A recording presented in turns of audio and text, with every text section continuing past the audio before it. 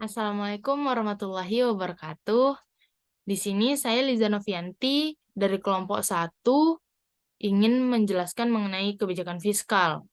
Langsung saja dimulai dengan pengertiannya.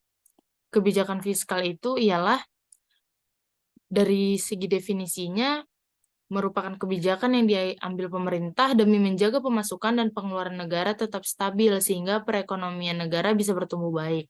Dan untuk lebih spesifiknya lagi, menurut OJK, pengertian kebijakan fiskal adalah kebijakan tentang perpajakan, penerimaan, utang piutang, dan pembelanjaan pemerintah dengan tujuan ekonomi tertentu. Lalu pembagian kebijakan fiskal ini ada 4. Yang pertama, kebijakan anggaran seimbang, di mana di sini disusun pengeluaran dan penerimaan itu sama besarnya. Di sini berarti jumlah pengeluaran tidak boleh melebihi jumlah penerimaannya. Dan anggaran ini tidak dapat digunakan ketika masa depresi karena akan memperburuk keadaan ekonomi. Lalu ada kebijakan anggaran surplus, di mana anggaran ini anggaran yang menyusun pengeluaran lebih kecil daripada penerimaan. Kebijakan ini umumnya untuk mencegah inflasi. Lalu yang ketiga ada kebijakan anggaran defisit, di sini pengeluaran lebih besar daripada penerimaan. Kebijakan anggaran ini digunakan untuk meningkatkan pertumbuhan ekonomi. Dan yang terakhir ada kebijakan anggaran dinamis. Di sini kebijakan ini dengan cara terus menambah jumlah penerimaan dan pengeluaran sehingga semakin lama semakin besar atau tidak statis.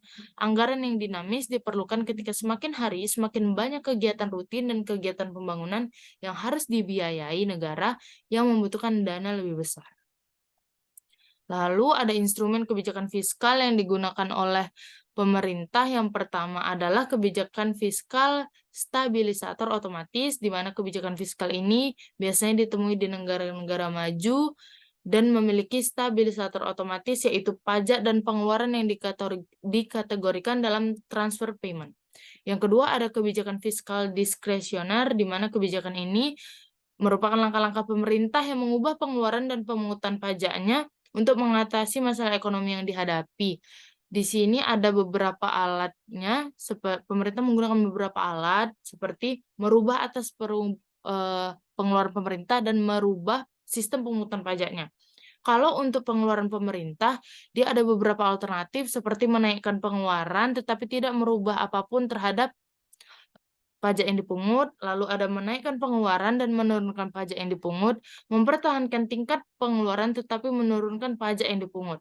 Dan kalau untuk perubahan sistem pemungutan pajaknya, bisa dengan cara menaikkan pendapatan tidak kena pajak untuk orang pribadi. Lalu ada tujuan kebijakan fiskal ada 3. Di sini yang pertama pertumbuhan kesempatan kerja penuh. Di sini untuk mencegah laju peningkatan angka pengangguran. Meluasnya pengangguran dapat menimbulkan gejolak sosial, masalah menghambat lajunya pertumbuhan ekonomi, sehingga akhirnya pendapatan nasional tidak capai target. Lalu ada yang kedua, stabilitas harga, di mana ini harus tetap dijaga agar tidak terjadi fluktuasi secara drastis.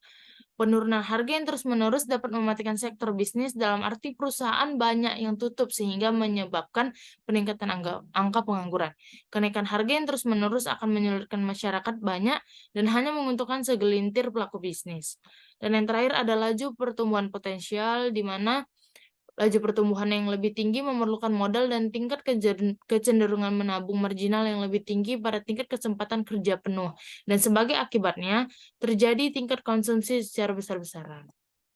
Dan ada APBN sebagai instrumen kebijakan fiskal. Di sini merupakan instrumen untuk mengatur pengeluaran dan pendapatan negara dalam rangka membiayai pelaksanaan kegiatan pemerintahan dan pembangunan, mencapai pertumbuhan ekonomi, meningkatkan pendapatan nasional, mencapai stabilitas perekonomian, dan menentukan arah serta prioritas pembangunan secara umum.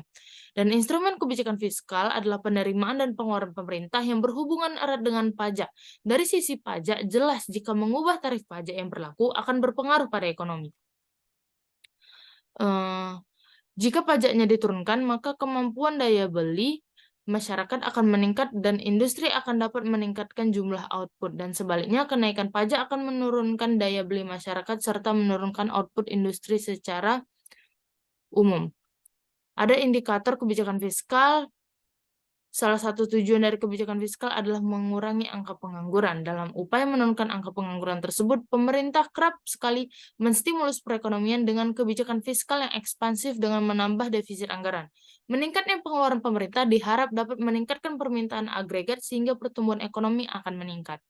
Dan meningkatnya aktivitas ekonomi pada akhirnya dapat mengurangi angka pengangguran. Peran pemerintah dalam menurunkan angka pengangguran terlihat dari kebijakan anggaran dalam APBN-nya.